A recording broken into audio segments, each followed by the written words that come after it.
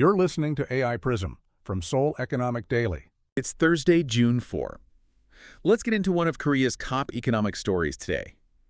When you look at Korea right now, you are watching this massive economic upgrade colliding head-on with a historic political consolidation. Oh, absolutely. It's a huge collision. Right, and think of Korea's AI semiconductor sector as, like, a macroeconomic shock absorber. Yeah.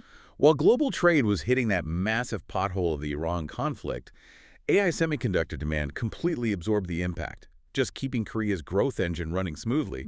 But I just don't understand how the OECD missed this entirely just 3 months ago. Well, they were really looking at traditional geopolitical metrics. So back in March, they actually cut Korea's forecast down to 1.7%. Oh, wow, that low. Yeah, 1.7, because they expected the Iran conflict and, potential Hormuz Strait disruptions to heavily drag down global trade. I mean, the logic was totally sound for a traditional economy. Right. But they completely underestimated the sheer force of AI infrastructure demand. Yeah, because we aren't just talking about basic computer chips here. Right. No, not at all. We are talking about advanced memory, specifically high bandwidth memory, or HBM, and NAND flash. The really high-end stuff. Exactly. These chips are the absolute choke point and the backbone of massive AI data centers.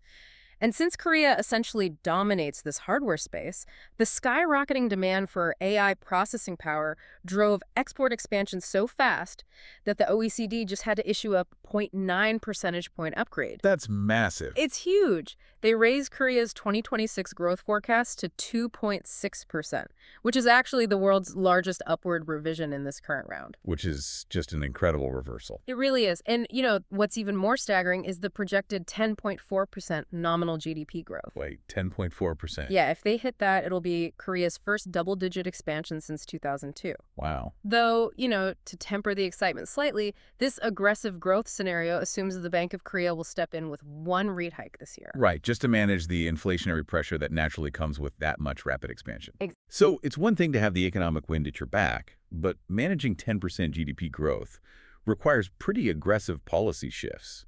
Did yesterday's local elections give the government the political machinery they need to actually pull that off? They absolutely did. So for some context for you, Korea's 17 major cities and provinces are led by directly elected metropolitan governors. Okay.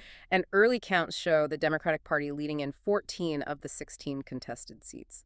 This creates like an unprecedented triple power concentration. Right, because the Democratic Party already holds a really strong legislative majority, right? Yes, and they also control the presidency under Lee Jae-myung, who took office after former President Yoon Suk-yeol was removed following his short-lived December 3rd martial law declaration.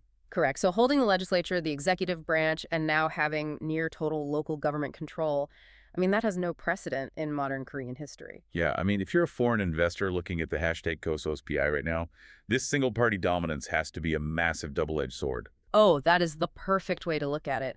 On one hand, it can significantly speed up the implementation of structural economic reforms. Because there's no gridlock. Exactly, no gridlock.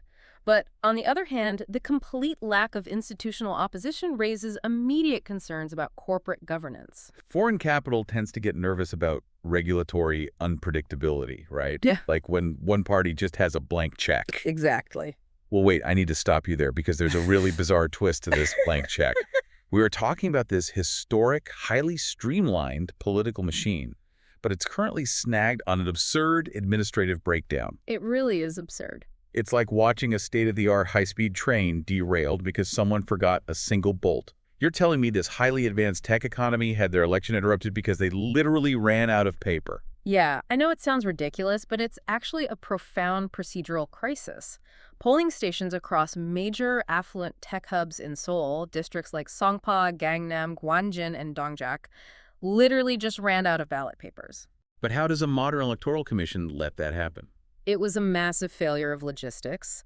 The National Election Commission, or the NEC, which is Korea's independent constitutional body responsible for administering elections, well, they were forced to issue a public apology. Oh, man. Yeah, and they had to extend voting at those specific stations by 4 hours, keeping them open until 10 p.m. Wow, 10 p.m. Right. And this massive breach of public trust led the main opposition to demand that ballot counting be halted entirely. Right. They want re-elections held.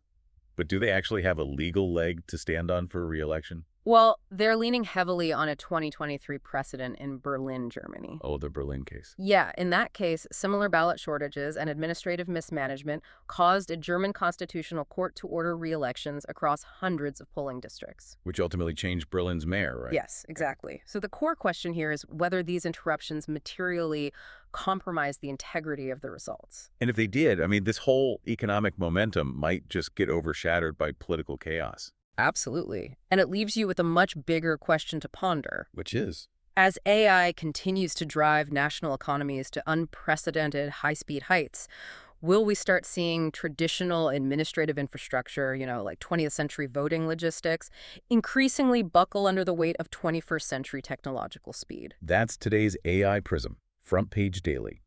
This episode was produced with AI assistance based on Seoul Economic Daily reporting and reviewed by a human editor. AI Prism is a Juan IFRA award-winning series. We'll be back tomorrow.